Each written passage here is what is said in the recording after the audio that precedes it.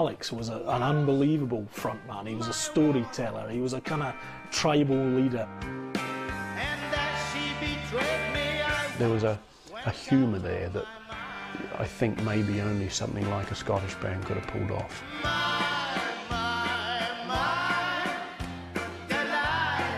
They were probably just a bit too crazy for people. It's like, you know, what the hell's going on here?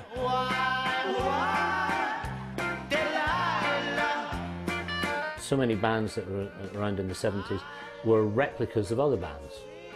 But the Sensational Alex Harvey Band were, without a doubt, completely unique. Just like a slave I was lost and no man could free. Alex Harvey tried through all the 50s and into the mid to late 60s to try and become a successful rock and roll performer. He'd been in so many different bands, but every time he'd got close, something had happened to prevent him being a success. So by the time he came across a band called Tear Gas in Scotland at the end of the 1960s, he really was on his last legs to have any chance of breaking through in a very young pop field. He was already in his mid-30s. An agent friend of mine told me about Tear Gas. So I went up to hear them, and they were very raucous, loud, heavy and undisciplined. And it was a very happy marriage.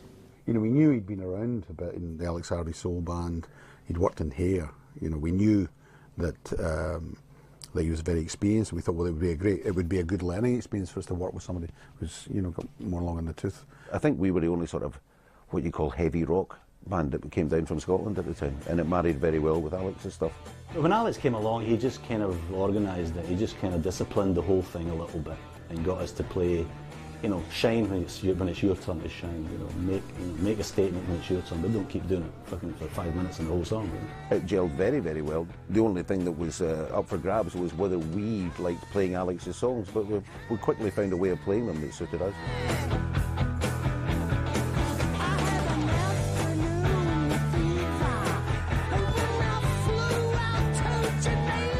The first rehearsal we did a song called Midnight Moses, and at that point it was a case of, is this going to work, is this going to work? And he showed us the riff for that on the guitar, and then we played it, and then we got into it and we said, big sigh of relief, yeah, this is going to work. They needed me, my experience, I suppose, and I needed their enthusiasm and sort of like balls, as they say. And it worked. It was just one of those unusual situations where the chemistry is right. All the players understand each other, and they understand each other as people, and therefore the identity, the stamp is there. You know, what you call nowadays the branding. It was there from the beginning.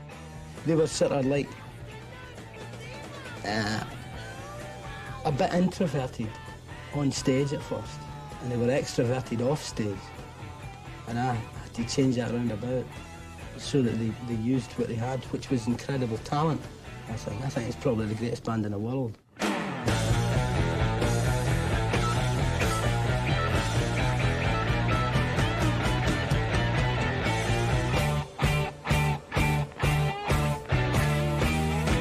F-R-A-M-E-D, Friend. The Sensational Alex Harvey Band released Framed in 1972. It was a first album. It was recorded in 6 days. And it had very much had the feel of almost like doing a gig except in a studio. You know, we just went on and played them as hard and as to make them as exciting and as kind of happening as we could at the time. We were just kind of buzzing, you know, we'd met Alex, we hadn't really been together that long. It was a very basic raw sound. It captured very much the essence of the band's live feel. There were some great songs on there. All the songs that we did on the Framed album, Alex already had, basically. You know, he just didn't have the arrangements that we put on the songs. He had already recorded some of the songs before, and quite a few of the songs were by other people. If you take a song like Framed, I believe Alex had done the song before, but the arrangement we did of it was slower than he'd done it before. Because it's like, I mean, it's like so slow. I'm walking down the street, minding my own affair. When 2 policemen grabbed me and I'm unaware. They said, "Is your name Alexander?" And I said,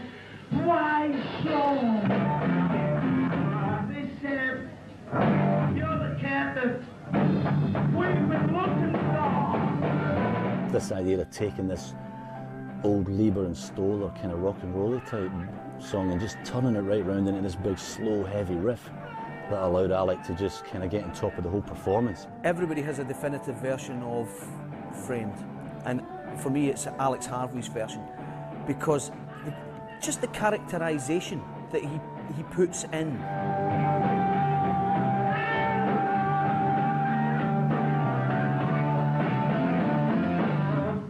The cop took me to a little room with a bright light shine. So you've got this kind of 1930s gangster image of somebody who's in the jail, but it comes across very much as a mixture of that and the Scottish vernacular. It's a wonderful piece. What is wonderful is that Alex does not try to deny his Glaswegian heritage. In fact, he accentuates it. There's no phony American accent or anything like that.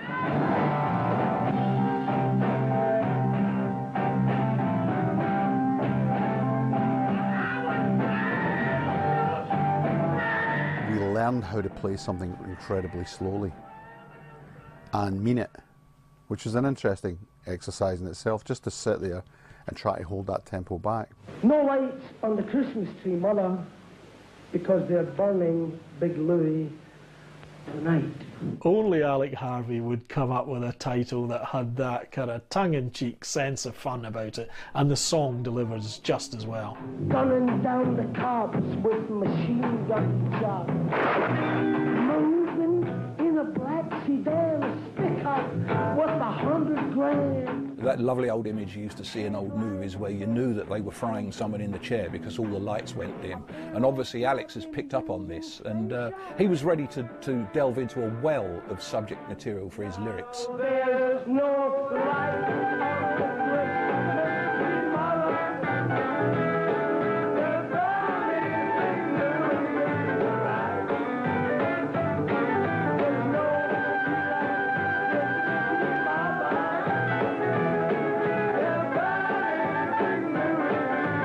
The whole thing is, it was a complete departure musically from the other songs in the set, although the set was pretty varied.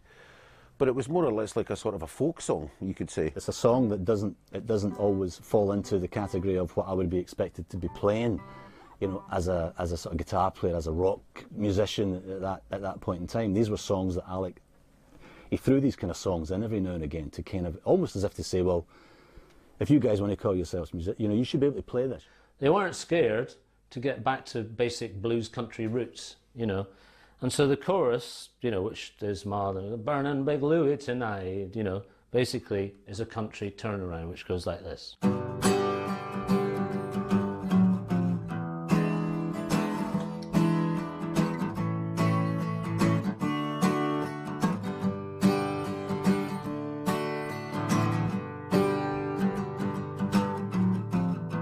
Could go round and round and round and round, get the crowd going, you know. Could be the last number of the set, and you could actually stop all the instruments and just get everybody singing. Which is great, you know, you can see 5,000 people singing, "The burning Big Louie tonight." I suppose Lights in the Christmas Tree is a good example of what was to come. That's one of the things that it kind of invaded the band of. You know, was this idea that, yeah, why don't we do a song like that? Wouldn't it be great to do a song like that? So as we went on, we approached things that, generally speaking, rock bands wouldn't do because it's not within the parameters of the genre. Up until this point, I think record company people and A&R people expected a song to be delivered in a certain way and with a certain meter. And Alex cast all of this out of the window. It gave us an inclination as to where Alex was kind of heading in terms of this is how I want to be. I want to be a performer and I want the space to perform. I'm a kind of director. I'm the director of the band. Like as if we were making a movie and the band's playing the soundtrack. And I'm the director. They were the darker side of glam, in a way, and I think that from the off with Framed, I mean that's kind of what comes through. It had an interesting collection of songs, and I think when you actually look at the album, go back and look at it now, It was quite innovative for its day. It didn't have the unity perhaps that some of the later albums began to get, certainly the compositional unity when Alex was writing with Hugh, but as a first shot it was very hard to dislike. I thought it was a great album performance-wise. As I say, production-wise, it was done very, very, very quickly. I think probably the detractions for Framed were the recording techniques and probably the recording facilities, and of course the budget. It clearly wasn't as much as they had later on. In a funny sort of way, it's more like the live sound that the band made than some of the studio albums is, because it's not so produced. You do feel they're performing to you. So when you put that CD on, that record on, the original record, you know, here was a gift to you from the band, you know. N-E-X-T, next. On a song like Next, we can see the full breadth of the vision that Alex Harvey had for this band. We've got the string section, the peculiar kind of time signatures they're using, and the whole air of menace.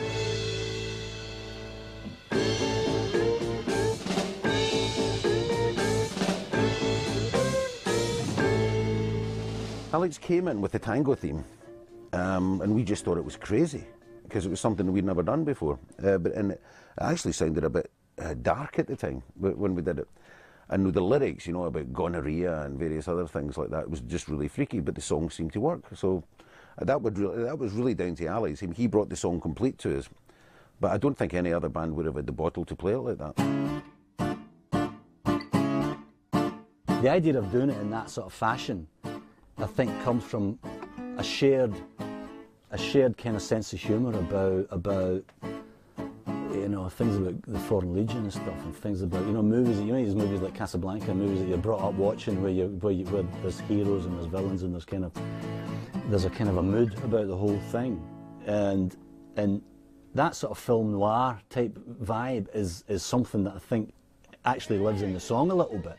You know, we did it with the string players and all that, with the stockings over their head. And the way the tango just gives it a kind of place somewhere, you know, in people's mind. A little bit of tenderness, maybe a word, maybe a smile, maybe some happiness. But next, it was not so tragic and heaven did not fall. But how much... The song Next is a particular favourite of mine. It has to be. I actually did the string quartet arrangement on it. It was produced by my old pal Phil, who was a glam rock producer, produced the suite, and I remember him calling me up and saying, I'm working with this character Alex Harvey. He said, blimey, I don't know what I've bitten off here, it may be more than I can chew, but would you be up for doing some scores? And I was delighted to do this. And the brief really that Phil passed on to me from Alex is that Alex wanted it to sound a bit sort of Parisienne, like a Parisienne cafe, although Parisienne cafe is it's probably a bit risque to think of it as that. It's about a whorehouse, and he wanted something that was saccharine, a little bit sweet, but a little bit sinister as well, and I figured that a string quartet would be far more in keeping with the mood of the song than using a big lush orchestration. So we went for a string quartet. I swear on the wet head of my first case of gonorrhea, it is his ugly... It's this wonderful juxtaposition of, you've got these wonderful string arrangements, you know, and then you've got him sort of like belting it out, a rasping sort of whiskey-soaked voice. Voice of nations. I remember watching them on the old Grey Whistle Test, and it just sticks in your mind. Where you've got Zal Clemson with his sort of clown face on, doing these funny sort of head movements, and Alex just sneering away with these Scottish teeth that we all have.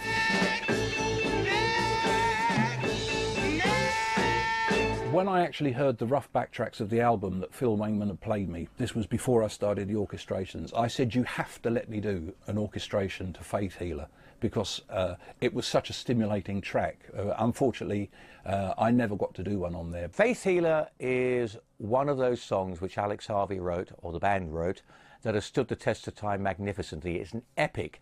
It's about a bogus religious person, if you want to, a preacher, who goes around making money through conning. Alex had this big pulse thing, this doodlebug thing that he'd got from some guy, some boffin somewhere, and it created this pulse. So Hugh came into the studio one day, or the rehearsal room, with this riff. The first thing that occurred to me when I saw Alex's lyric for Faith Healer was this pulse. And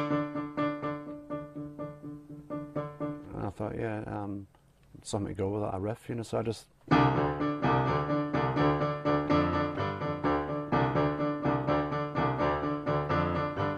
So I just stuck this. And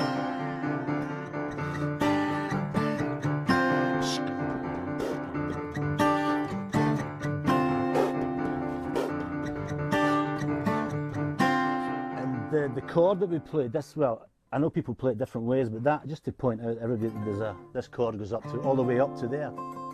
There's a pinky in here and it goes. So it's a D with an F minor 7th, G, G, don't forget that. It gives it the real ringing sound, it gives it that real big chord sound.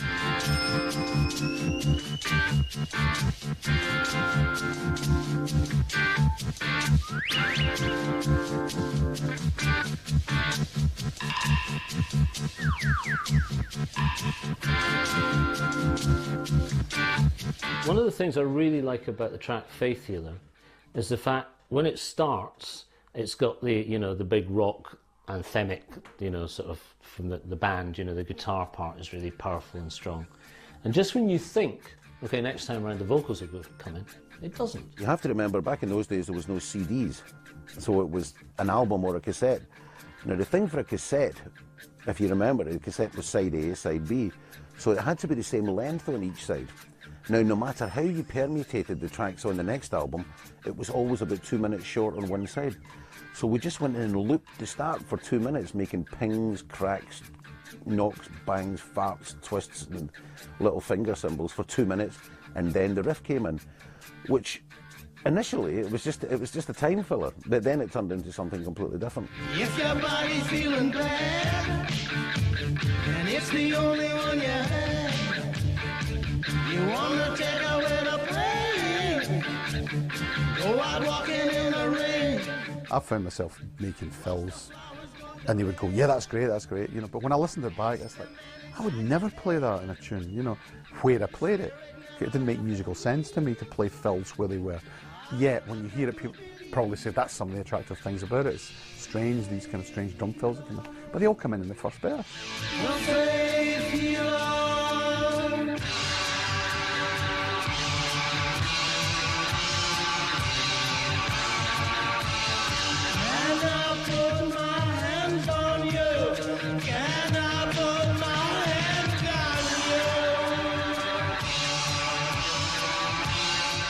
I remember spent a good bit of time on the... He wanted a bit that sounded a bit like Monks, you know, like a kind of Monks chat, so I went... And then he went da da, and so I went da da da da, you know. So we thrashed that out between us, and that's how Faith Healer came about. Every band needs an impact song to come on stage with and really knock them dead. And for the Sensational Alex Harvey Band, that song was Faith Healer.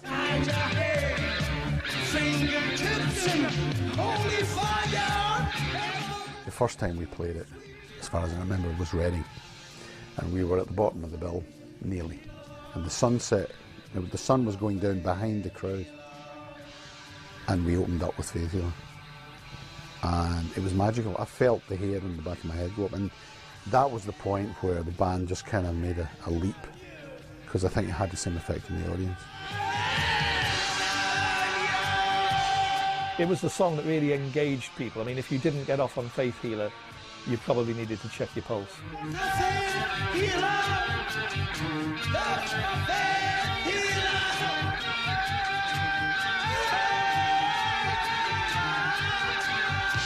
I did 2 horn arrangements on the next album. One was Ain't Nothing Like a Gangbang, which is a typical Alex Harvey lyric, obviously, and the other one was The Last of the Teenage Idols, which was written in reference to his victory in a 1952 Scottish pop contest. I won this competition, a Teenage Idol competition, and I became Scotland's Tommy Steele.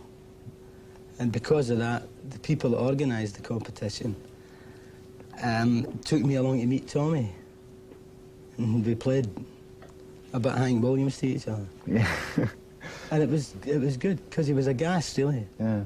It was Alex Harvey's story, in a way, the way he'd actually been born, brought up in a tough environment, and had set out when rock and roll first hit in the early 1950s to become a rock and roll star, through thick, through thin, whatever it took. It's the fact that he'd failed so often, and the music changes throughout the song to fit in with the way he tried different things. There's doo-wop, there's rock and roll, there's soul. I remember this chord progression that Zal had that went like, it was very kind of deep notes in the guitar, and I went like...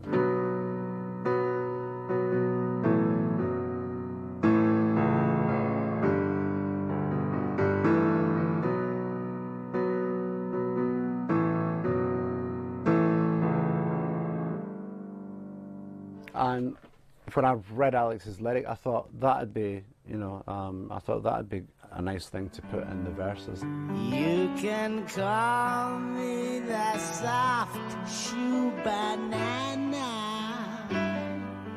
You can peel away my skin. You can call me. Here's Alex singing essentially a slow song, but with his usual style of spitting out the lyrics with great aplomb. Nobody else would attack a sort of a slowish song like that. And he could get away with it, you know, because he would move from sentimentality into sort of venom and then back again within the space of half a verse. You can hang in the morning, sell my ball and a chain. To start off with, it was quite a heavy kind of vibe on it, feel on it, but then it broke into what I'd call a kind of old-fashioned rock beat.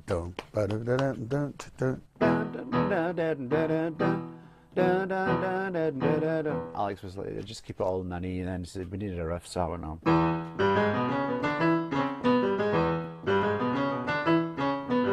That was the first thing I thought of, you know, so we used that. And then the chorus, I thought, well, okay, we'll go back to the tonic, you know, back to the root note, just make it.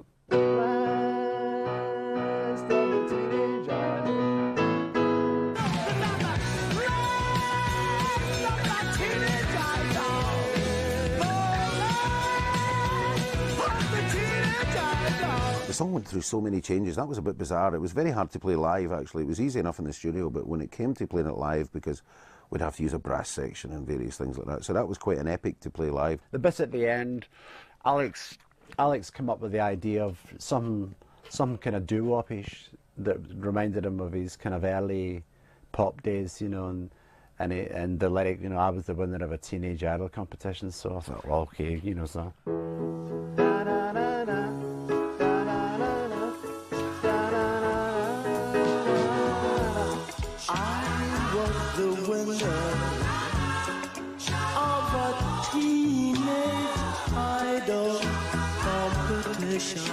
The funny part, I suppose, is at the end where we all sing the harmonies, the band sings the harmonies, the doo-wops, which is really, again, we're starting to get away from what you'd call our R&B, soul, funky kind of roots that we had in Frame, and you can hear us going back to other influences like doo-wop and things like that.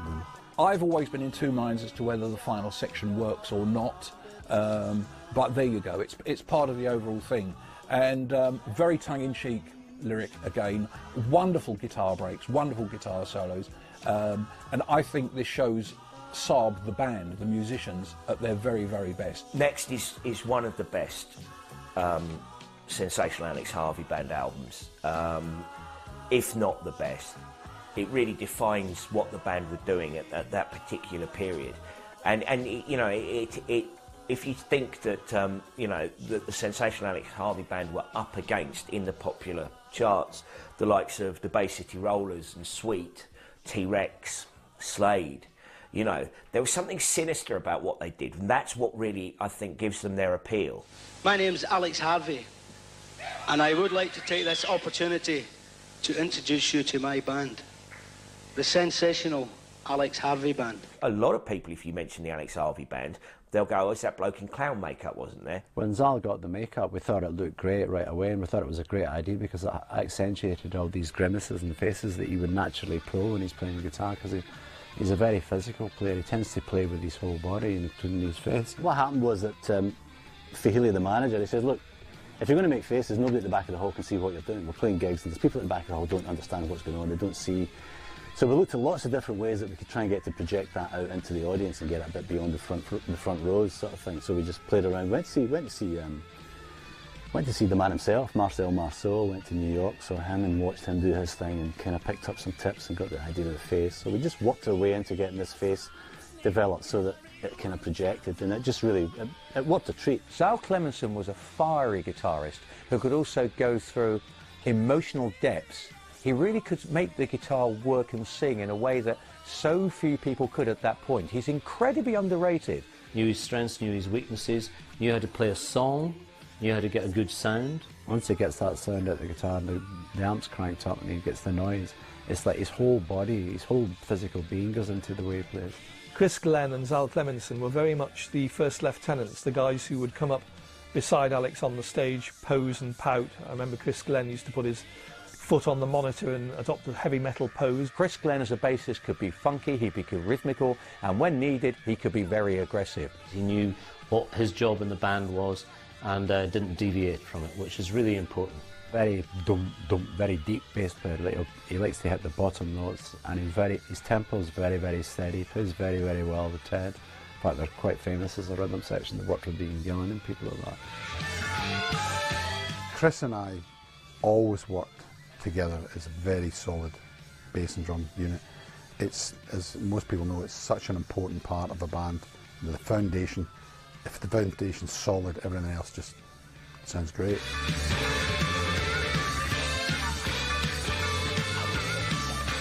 Ted McKenna was an awesome drummer, I thought. Technically really good, tight, and the fills, some of the fills he did were just original.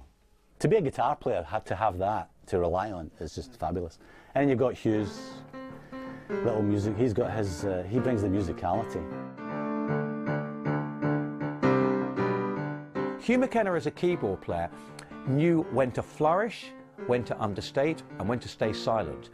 He never really came to the fore particularly musically, but he was augmenting what Zal Clemenson was doing to a great extent.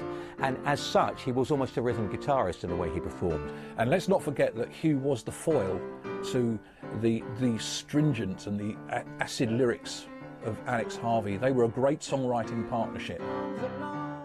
Alex's lyrics would always conjure up an atmosphere for me. It would always give me a lot of mental pictures and a kind of feeling of atmosphere that would be very easy to dream up something on the piano that, for me, matched the atmosphere of his lyrics. You know, and that really was the inspiration.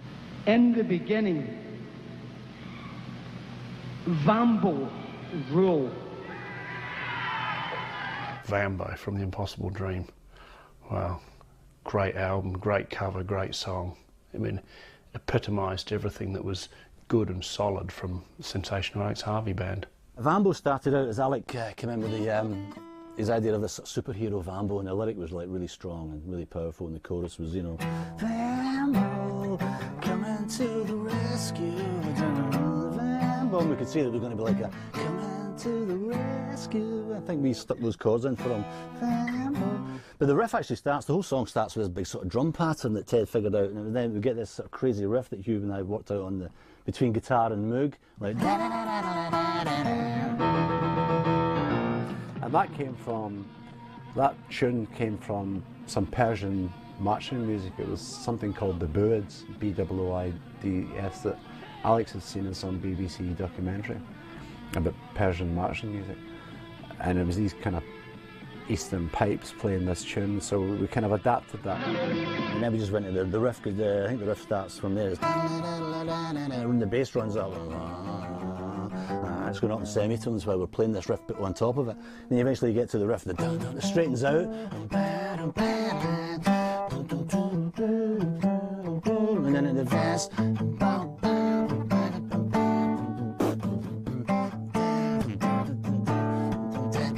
quite a bluesy based tune, you know. In the chorus, I think I come up with the progression. Like, Vambo, like E to C major 7th to D to A. Vambo, coming to the rescue.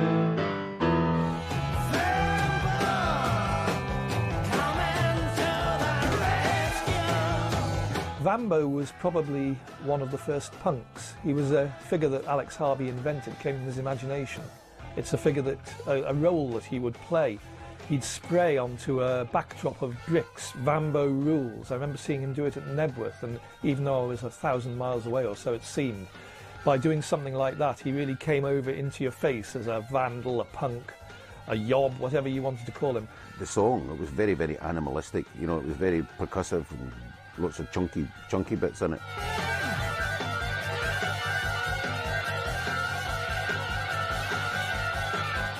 Vambo was something that sort of opened the door for my peers to get into Alex Harvey, because it was just around the time when Clockwork Orange had come out, and you know, so all these guys were walking around in Motherwell with bowler hats and crombies and skinheads, and Vambo just sort of, the idea of spray painting walls just obviously appealed to these guys, and you would have thought they would have sprayed their own names, but they went around spraying Vambo, and everybody's like, who is this Vambo? And it wasn't until somebody, you know, brought in an Alex Harvey album. There you go.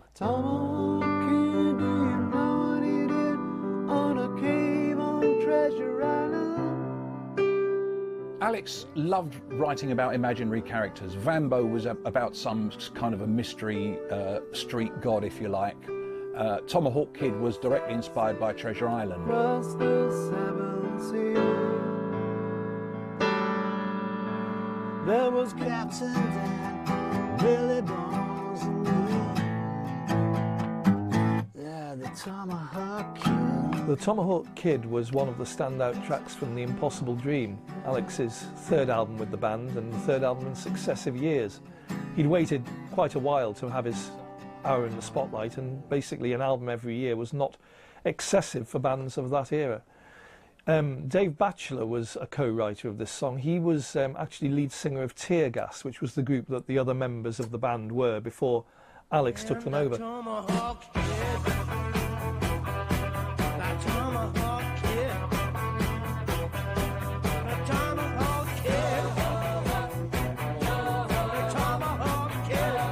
One of the things that is nice about this, it's a really nice little chord progression within a riff, which is quite typical of music of the time.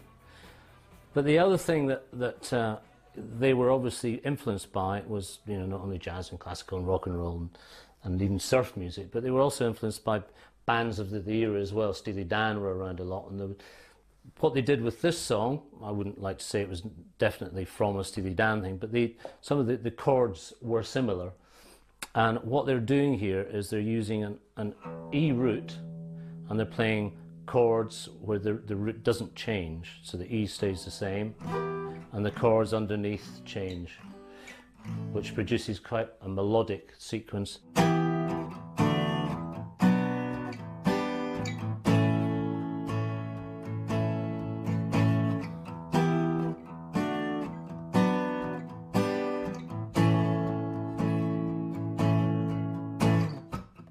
Quite a pretty chord sequence. You know, a lot of people think the Sensational Alex Harvey Band are rock, you know, hard rock and roll, but because they were very good musicians and liked, you know, sensitive music as well, shall I say, they weren't scared to do that.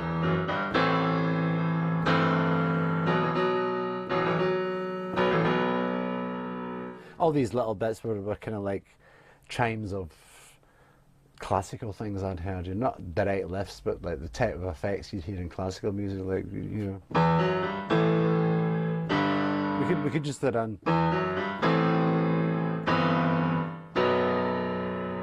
Phil, fathom, fine, you know, but I'd stop. It's a fanfare of trumpets or something, you know. Because it's a good song. It's a solid, strong song. Unlike some of the other stuff he did, it doesn't move around quite as much in terms of musicality. It's very hard rock, and in some respects, more obviously glam.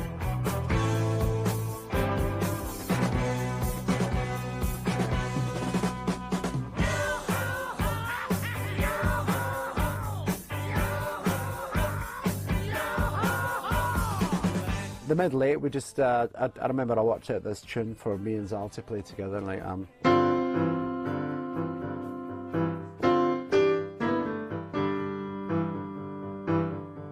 There's a funny middle eight with a guy where he's skipping about the sand, holding hands with the captain.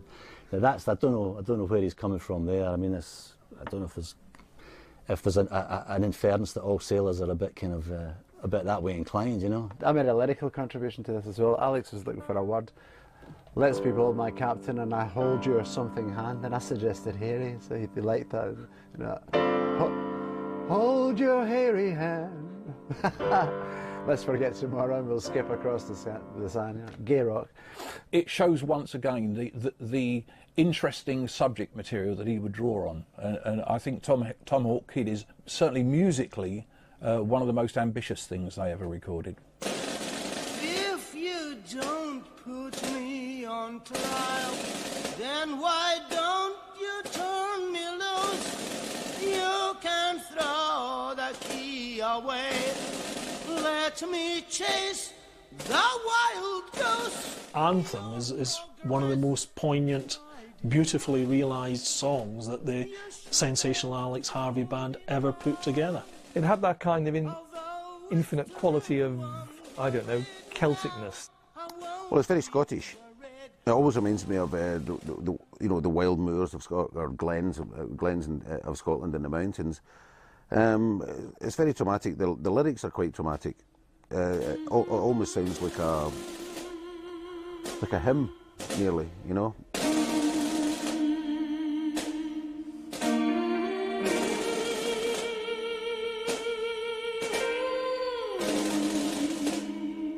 What was interesting about that was the tune was put together by Alec and Hugh, and the haunting kind of chords, you know, the atmosphere of the chords right away grabs you. Alex had this tune.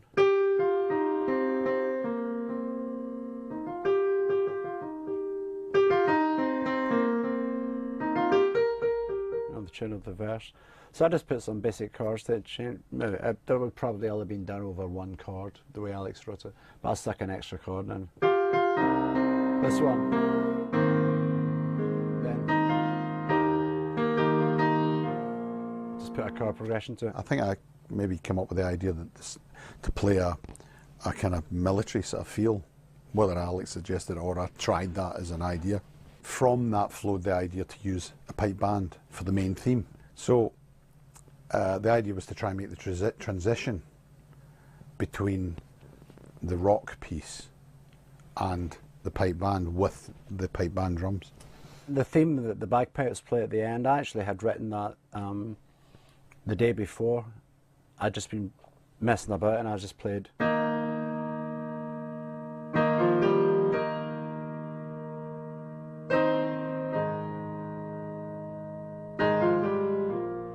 And Alex said to me, "What's that?" And I said, it's not anything, it's just something I just played. He says, "Well, that'd sound great with bagpipes." And he says, "I have got an idea for a piece, we can put that in."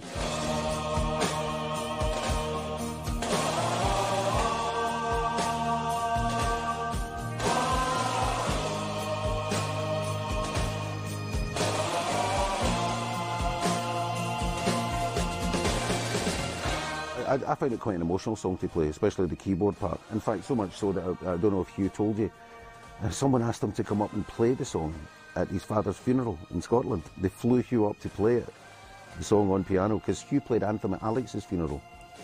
He played it on piano when Alex's coffin was being taken away. It's thrilling. It's a stirring song. It's got a kind of it does what it says it does on the tin, kind of, you know. Anthem, yeah, here's an anthem. It's beautiful where the humming comes in, and it's probably fitting that he should include bagpipes on there. If I'm perfectly honest, I find the sound of the track a bit lightweight. I think it could have been absolutely massive, but then one would assume that Alex did not want it to get massive.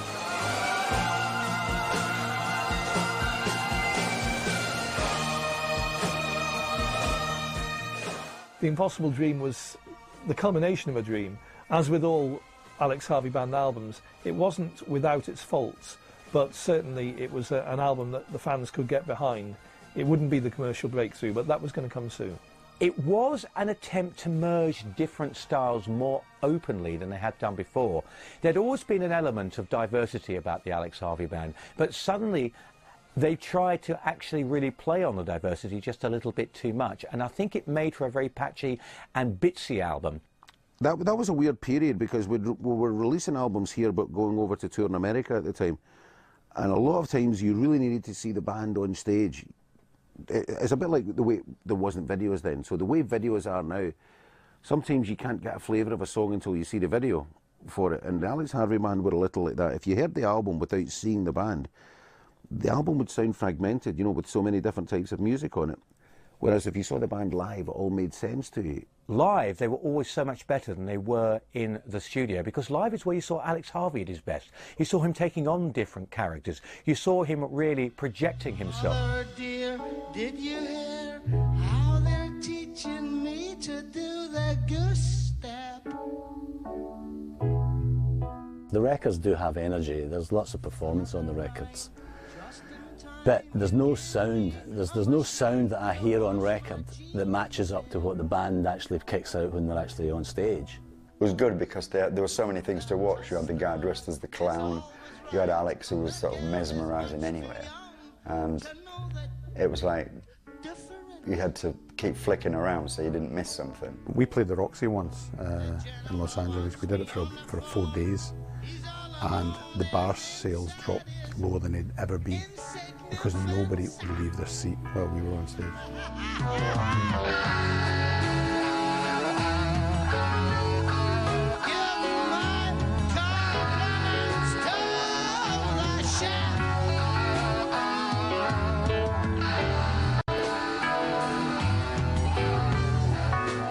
The album Tomorrow Belongs to Me will be remembered for Give My Compliments to the Chef, which Hugh McKenna, after Faith Healer, reckons was the best track that the band ever recorded.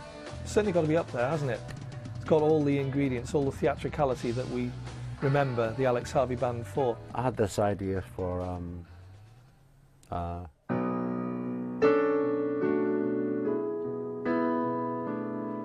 I thought of this almost at the same time. I thought of this idea that Zala had floating around, like the one in Teenage Idol, which was it went.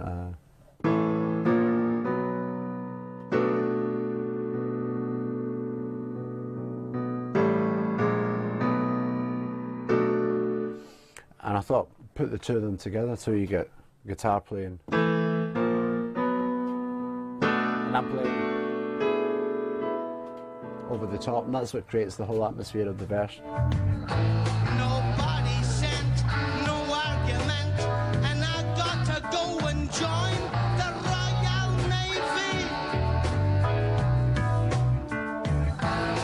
It's just a weird one because this is Alex Harvey showing his socially aware side. It's a commentary on social breakdown, and it's a moody, atmospheric, and quite complex musical piece. There's lots of bits where there's no tempo in it really, you know, and then it changes from fast to slow, from hard to soft, and there's changes in tempo without any counting really. So it's just, but then again, we were touring so much, it was easy for us then. It's only when I listen to it now that I go, Jesus, did we do that? Ted just put a little bit of extra rhythm into the. Give my compliments to the chef. I think there's congas or something.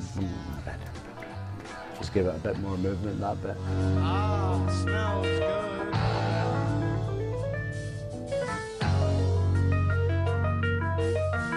We also did a thing where I overdubbed a drum fill. We slowed the tape down, and I did some of these Billy Cobham type drum fills, you know, with a 3-stroke roughs and triplets. So when it came to doing a live, of course, I had to try and play the fill that I'd basically played and then speeded up on the tape. I had to play it live. Lazy, put his head in a basket. Lazy, you don't understand. You know I'm running, you don't want to hide me. I know a woman is a man. Last night, dreaming, I lay on my pillow. I put Alex there with Ian Jury as the kind of charismatic storytelling character to come out of the 70s. One Cockney, one Scottish, but both really full of the inner city sus that this exudes. What he was doing was one of the things that Alex Harvey always did, was take opera and put it in pub rock. Never sounds contrived with the Sensational Alex Harvey Band. I think if anyone else tried to do what they were doing, it would sound contrived and it wouldn't sound anywhere near as good. Get no choice, and everybody wants to get to heaven. The Salvation Army's asking, ain't nobody's any time forgiven.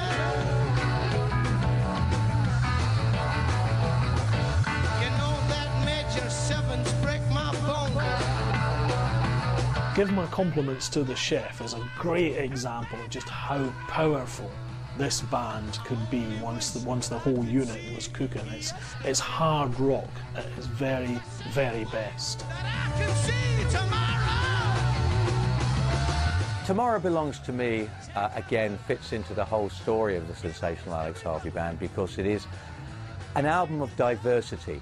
The irony of the title I don't think should be lost on anybody because Alex Harvey knew that Tomorrow didn't really belong to him because he was already by that point reaching his 40s and he knew that his rock and roll fame was starting to run out. So he came up with an ironic title and packed as much as he possibly could into the album that fitted into everything that he really loved, from musical to rock and roll to metal. To call your album Tomorrow Belongs to Me was an interesting risk by Alex because the song was well known through being featured in the film Cabaret, which had come out a few years earlier, 1972, because the song had sort of slightly neo-Nazi connotations. Alex wanted us all to go and see Cabaret, the musical Cabaret, and we loved Cabaret, and that song just killed us, you know, with the young German Hitler Youth singing it. Nothing to do with Nazi Germany or anything like that. It was just to do with the song was just so pure and beautiful, and Alex wanted to do that song. So we recorded it, and a lot of people got the wrong impression with that at all. In fact, it was the opposite. It was an anti-German song, you know, like anti-Nazi and everything like that. The world holds a promise that shines unseen. Tomorrow belongs to me. Harvey, although he was a lifetime pacifist, and his father had been, was obsessed with the image of Hitler and how much damage he had done to the Western world, and he constantly revisited that subject. It's unfortunate that people at one stage accused him of having those sympathies, because it was precisely the opposite. He despised Hitler and all he stood for, and he set out to parody and to criticise those kind of dictators. Alex's idea was to take the song and turn it around, and as he sings, you hear him singing Tomorrow Belongs to Thee. His idea was, look, it's a beautiful world out there and it belongs to you. Just, you know, it was more of a positive thing. But at that time the business were pretty wary of Sam. They were wary of those kind of ideas, those kind of concepts. And let's say, well, what they've got, what they've done, what on the album, you know? Well, that's a song about that. That's a bunch of Nazis singing about, you know. Yeah, well, there you go. I'm surprised actually at times that we actually got away with doing things like that. Fender Telecaster is a much better invention than an AK-47. And not only that, a Fender Telecaster has got much more penetration. It's a better killer. It's got better communication. You see, the trouble with an AK-47 is they're all dead. If you've got a Fender Telecaster, or like if you've got a Stratocaster, and you play Peggy Sue like Buddy Holly did. Ding, ding, ding, ding, ding, ding. Now, how many people are you going to get with that? You're going to get, and they're going to live, and that's going to live forever. I suppose that's what I like about rock and roll.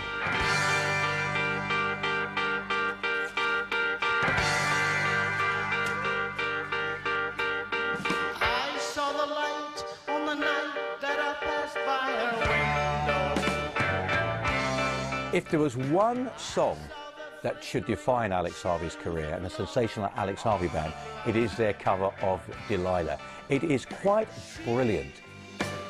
Was my woman, and as she betrayed me, I went out of my mind. what we did was for our own benefit, nothing to do with making a record. Our manager hired a 24-track studio, Rack Mobile Studios I think it was, and we were playing Hammersmith Odeon. And we recorded the live show, and we did Delilah. Now, we had been doing it for a little while before that, right? And it went down a bomb. But then we went on tour in America. And now this 24-track recording had only been made for our benefit, but somehow, while we were in America, the record company got hold of it and released Delilah as a single. So then we were told Delilah had gone into the top 20 in Britain. We're going, what the fuck? Delilah? We didn't release that. And they go, yeah, the record company have. It's a kind of drunken, rabble-rousing version, the way Alex sings it, with kind of psychopathic glee, you know. But it suited the band's sound because we got the idea to do it. We just thought, you know, how do we kind of voice it? And I just took it from the Tom Jones version, you know, these kind of marimbas or something, started playing in the Tom Jones version, and then the orchestra would come in and go. So I thought, okay, I'll play that and get the bass and guitar come in like that. You know, it was simple. When people think of Delilah, they think of Tom Jones. Tom Jones sang the song, and he sang it amazingly well. But Alex Harvey understood that it was about sexual violence and it was about murder. And in his interpretation of that, you could actually feel the anger and the passion and the frustration and then the despair when they were coming to kick down the door. And in order to lighten that up, and they did the funny dance that they used to do on the stage. We arranged it, and then in the middle we thought, yeah, let's do, and Hugh came up with a beautiful little kind of instrumental solo part, and I thought, yeah, well, let's do a little dance with that. So it was basically arranged and choreographed to suit the stage act.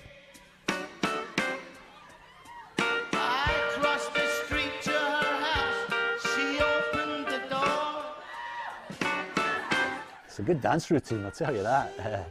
It was one of our better dances, you know, the little tricky dance in the middle.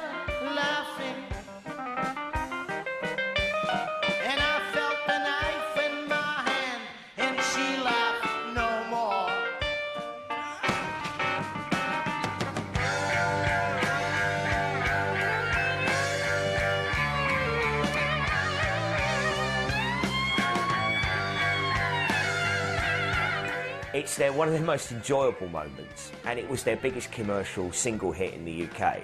I think that there are much better musical examples of the band working, but for a sense of fun, you can't beat Delilah. And I felt the knife in my hand, and she laughed no more. Certainly financially it was successful for them, and it gave the band an identity, it gave them a single that got recognised. But to me, it wasn't really the typical Alex Harvey Band sound. Delilah, so before have they come to break it down to the door? Forgive me, Delilah, I just couldn't take anymore. A lot of people who didn't know the depth of the stuff that we did would have seen that and thought, yeah, novelty. It's a novelty band, that's a good idea, it's quite funny and it's a great song, so it worked. But I think we may have lost a lot of people who would otherwise have discovered the band and heard the other sides of it. It gave people the wrong impression of the band, you know, because that, if you take Delilah out of context, it doesn't really tell you what the Alex Harvey Band's all about. Although it was very good for the publicity for us, so it was a sort of a double-edged sword.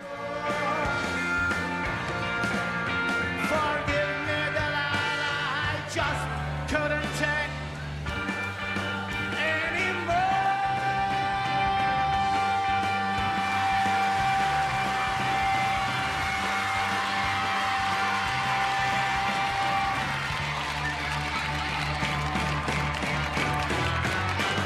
I mean, they're probably better known for the cover versions that they did than their own stuff. I walk along and wonder.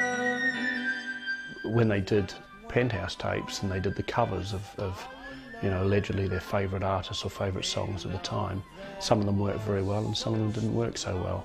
But I don't think you could say it was a typical Sahib album. I mean, it didn't have things like Faith Healer or Vambo rules or anything like that. It had other people's songs which they interpreted in a different manner. The Penthouse tapes were good and bad. They were to fulfill a function because the record company wanted another album and we weren't really, we'd been touring so much, we didn't have enough original material. So we decided to record a lot of material that we liked personally, you know, like the Osmond Brothers, Crazy Horses, Runaway and various other songs like that. For me, it was a kind of throwaway album, although once we get into it, we actually really enjoyed playing it, and I think we do some good versions of those songs. It's always slightly disappointing when we find an artist doing cover versions, but Alex Harvey always had a knack of choosing very well, and he chose some quite fun songs I particularly enjoy. Runaway.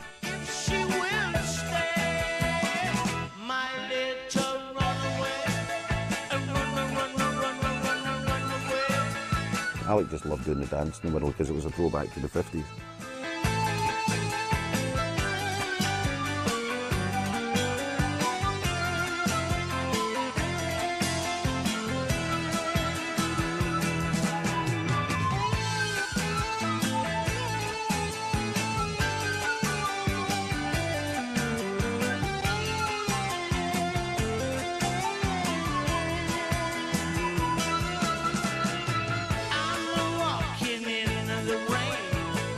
I think Runaway was another attempt to come up with a hit single.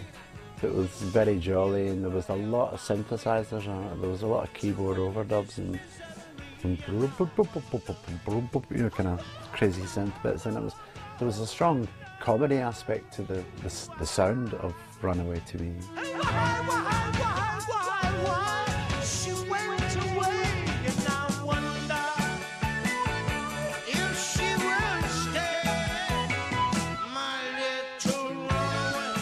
Gambling Barroom Blues is one of the more interesting cover versions on the Penthouse tapes. It's certainly one of my favourites because here they were dipping into sort of country rock, and they did it pretty well.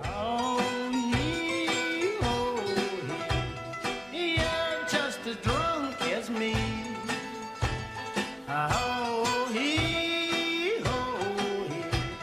Head for the deep blue sea. He took a song and basically said, right, it's about really being in a situation where you're drinking too much and putting too much money on the roulette wheel or poker, and it's all about losing everything in a way, but saying basically at the end of it, hey, but I've had a good time, I don't regret a thing. I went back to the bar room to get another drink of gin. The first thing I knew I was reeling, rocking drunk again. I remember we acted it out in some TV show, and I was polishing glasses as a barman with my head through this kind of stock sort of thing, and Zal and Alex acted out this murder, you know, where Alex shot Zal down, you know. So there's me as a big blonde woman with a wig on and lipstick, and I can't stand wearing lipstick. Ted's dressed up as a policeman in a police car, a New York policeman. God only knows what Zal was doing.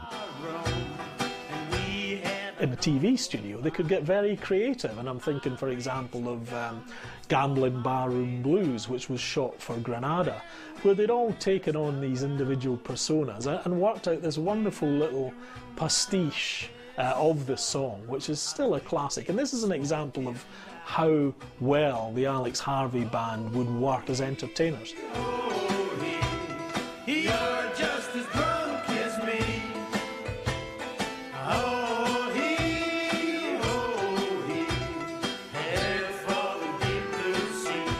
Gambling Barroom Blues works very well as it's a song that could typically have been written by Alex. The honky-tonk piano is fantastic, and this shows, if it needed reinforcing, just what a good barrel house piano player Hugh McKenna was.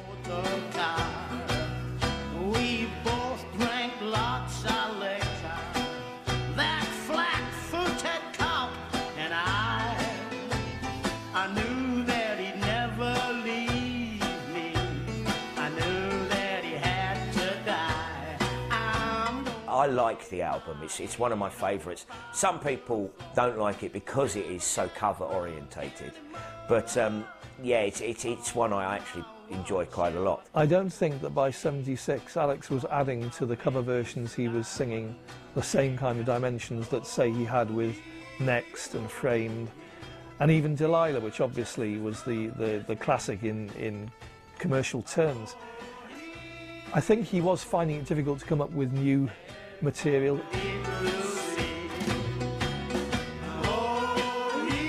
By the point of the mid to late 70s, the Sensational Alex Harvey Band were renowned for the theatricality of their leader, and also the fact they were a damn good hard rock band who could actually play almost anything. They were so good and so tight, they could go in very many different directions. But it was always a trademark. You always felt that you knew you were listening to the Alex Harvey Band. See.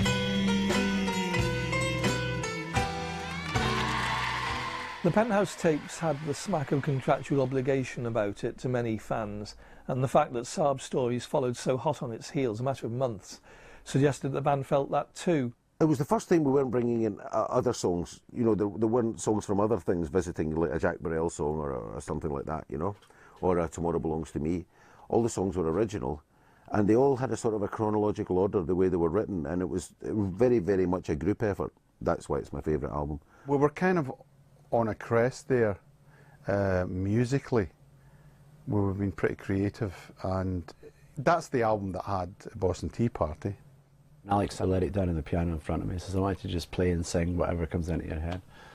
So I sat down, and for some reason I started in a key it's not used much in rock and roll. C sharp, I think he started it, and then it goes down to an A, which is very unlikely for Hugh, especially a piano player, to play in C sharp. But anyway, the thing fell together pretty quickly. Again, I thought this kind of insistent thing, like Faith Healing, similar in the left hand. And so I thought, okay.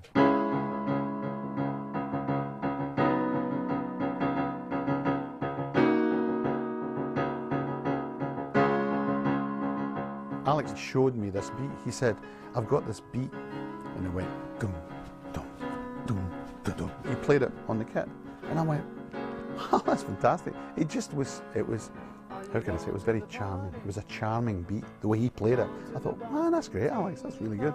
So I copied the beat and ding, ding, ding, ding, the Hugh's keyboard part. And it fit right along with it.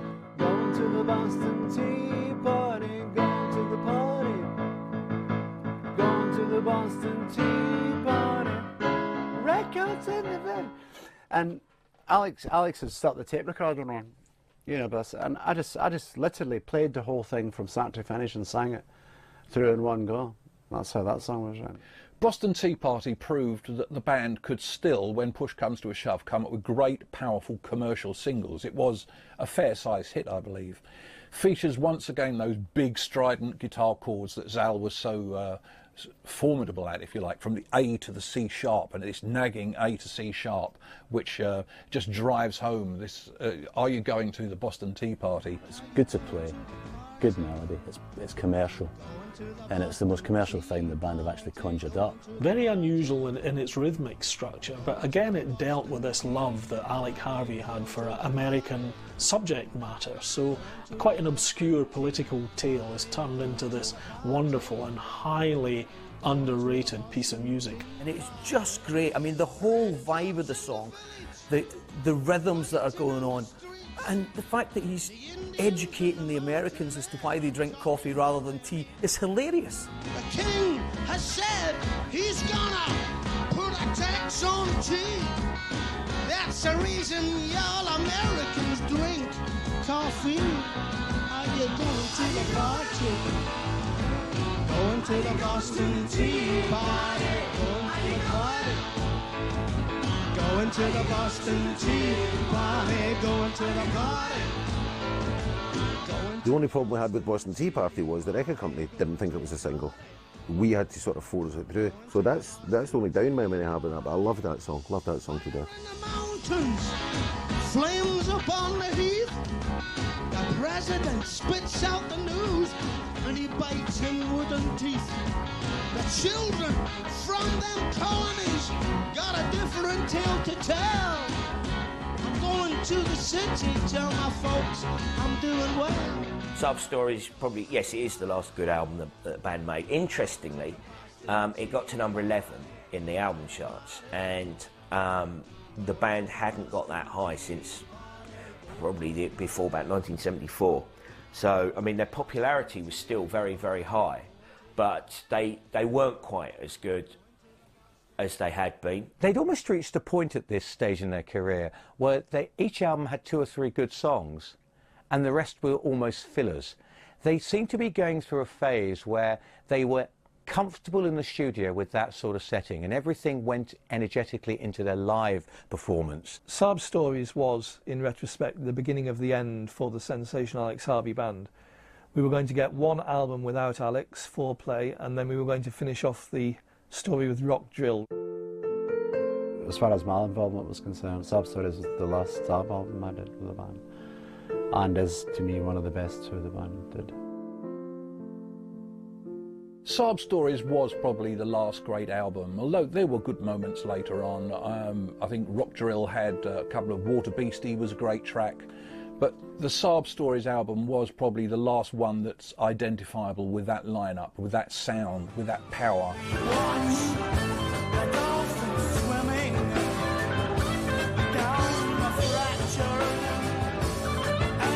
I still think that Rock Drill, the one that followed it, was still very good, and there was still some really good stuff on that. The Rock Drill album for me is actually the band's swan song.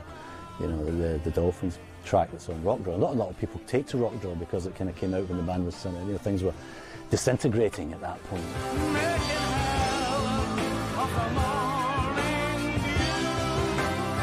There must have been a point, I suppose, where they probably sat looking at each other going, well, what the hell do we do now? Plus, I mean, Harvey himself was a notorious boozer. That was probably taking its toll. And I guess, I mean, there is a sense of feeling perhaps on the record that you know, they'd run their natural course. If they'd have stayed too much longer, it would have been pushing things too far, which is a pity, but it then protects that body of work that they did do. Being a star is something I don't really want to be because I've watched them dropping like flies already. See, it's a kind of dangerous thing. It's like saying that we're going to charge forward. Who are we going to put in the front line?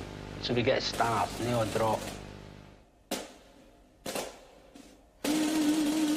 Alex was very definitely tired of being the ringmaster in the rock circus and wanted to pull back a little bit. And sadly, things were not really to change between then and his sad death.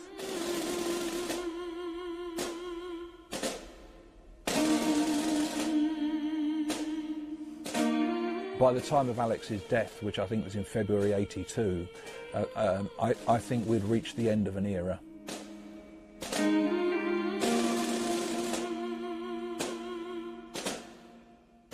It's a shame that we lost Alex when we did, because Alex was he was such an unusual character with a real message.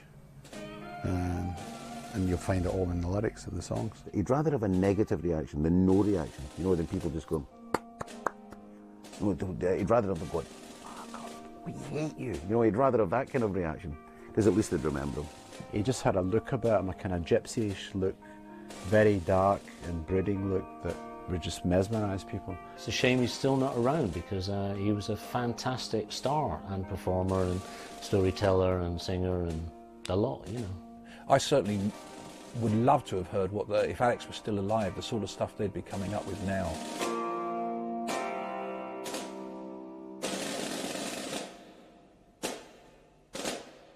The Sensational Alex Harvey Band probably didn't receive the due that they deserved. Certainly in terms of inspiring people like Johnny Rotten, who was a bit of a fan, inspiring the punks to come along and take the preconceptions of rock and smash them and create something new. I think that's something that Alex Harvey's not often credited with.